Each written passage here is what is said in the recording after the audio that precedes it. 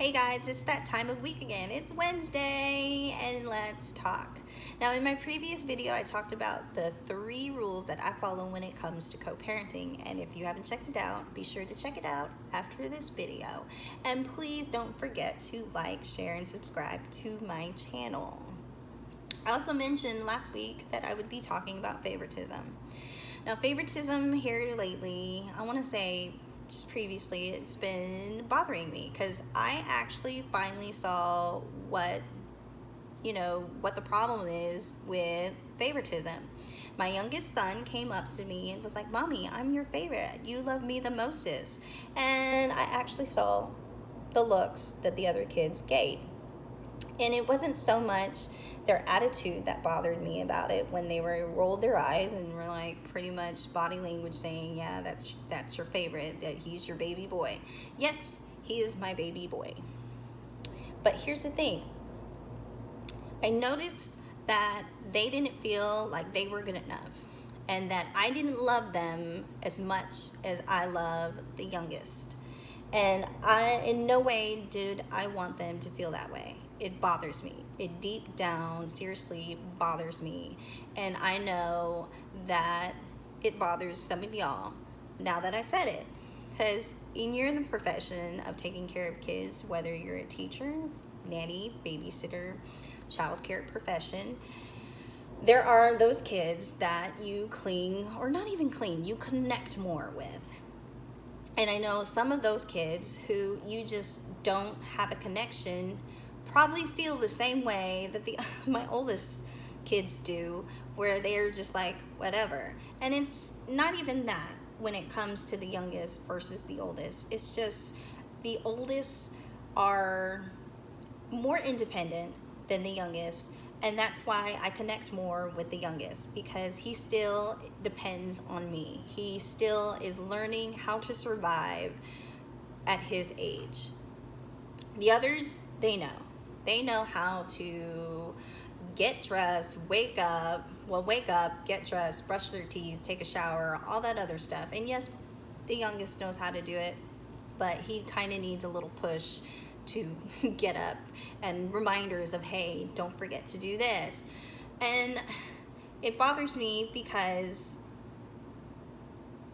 I kind of want to fix it. I don't want any child to feel that way, because no child should ever feel like they're not worth it, they're not good enough, and whatnot.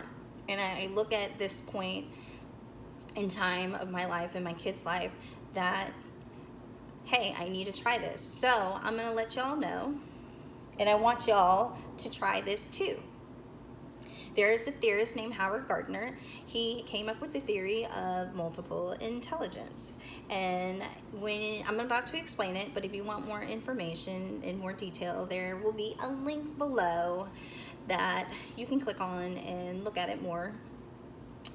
His theory basically states that you take your intelligence and incorporate it into your weakness, which will help you overcome that weakness and help you achieve greater things when it comes to that weakness.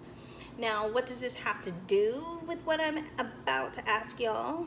Well, I want you each to go and form a connection with a child or children that you don't have or hardly have a connection with. You're going to take your strength and their strength and mold it together. Do the yin and yang.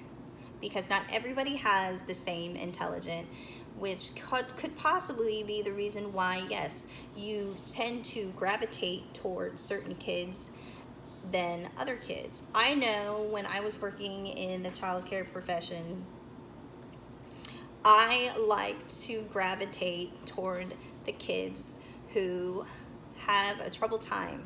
They tend to act out. I don't know why, but I just feel like I like to, now that I think about it, I think it's because when kids tend to be independent and they know what to do, I just feel like there's no use for me with that person or with that child because they have it all figured out. So I want to be the person to help out people or kids who need help or need that guidance. So I tend to, yes, gravitate toward those kids. I love those kids. Actually, I love every kid. But yes, I tend to gravitate more toward them. Now, in my house,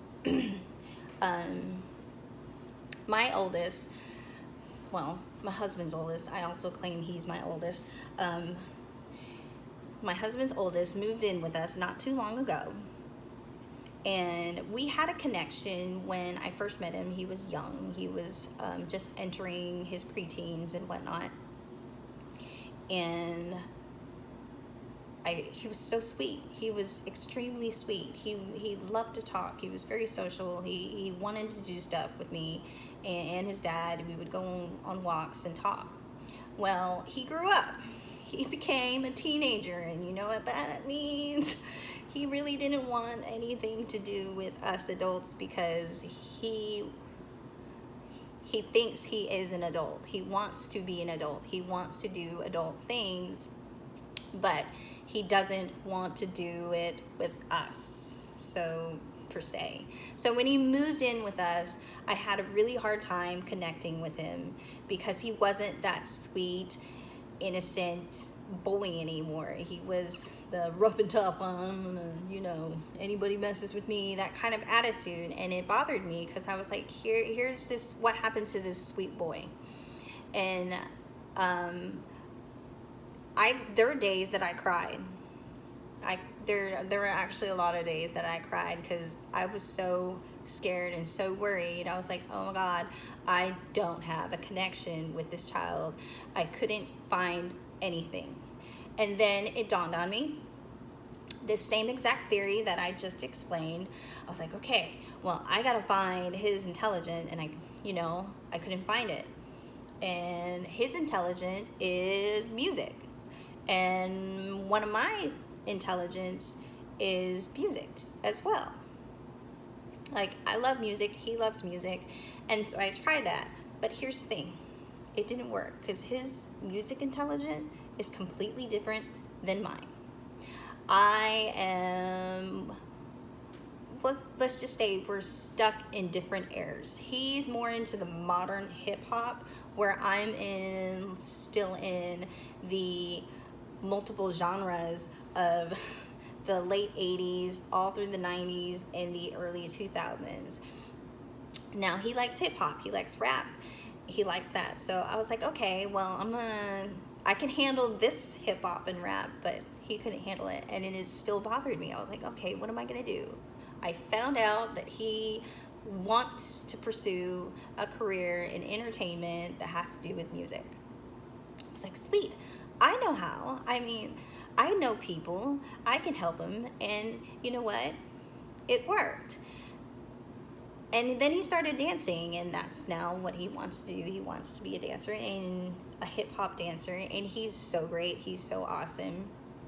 I should probably put the link down below of his Instagram videos, and y'all can check it out, but I think he's great.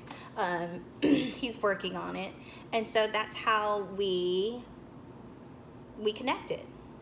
Now, I know I asked y'all to try this multiple intelligence by asking you to take your strength and another child's strength and mesh it together and form a stronger connection or some kind of connection. But I'm also going to do it. I am going to do it. And my husband has a set of twins who do not live with us, and one of the twins is a girl, and I have a hard time connecting with her. And as I think about it, I think it's because she is a girl. And you're probably looking at me like, that makes no sense, because I'm a girl. But here's the thing. I've raised nothing but boys. I've had nothing but boys, and nothing but boys live in this house, maybe except for my female dog, which I love her to death. It's hard. So when I try to connect with her, I'm thinking little boy, little boy stuff. I don't know how to be a girly girl because, to be honest, I grew up as a tomboy because I had 3 older brothers, and I didn't get a little sister until like 11 years later. 11 years. And by then it was a little bit too late to be girly girl or whatever. It just wasn't me. I played football, I played street hockey, I skateboarded. I was just an all-out tomboy. Sometimes, yes, I'd like to look pretty, but I don't even know how to put makeup on. I guess at it most of the time. Majority of the time, this is what my face looks like. And my hair, don't know much about. Sorry. I don't like playing with it. I only know how to straighten it and curl it a little bit and put it in this little thing and then the messy bun. That's all I know. And my style of pretty much is t-shirt and workout pants.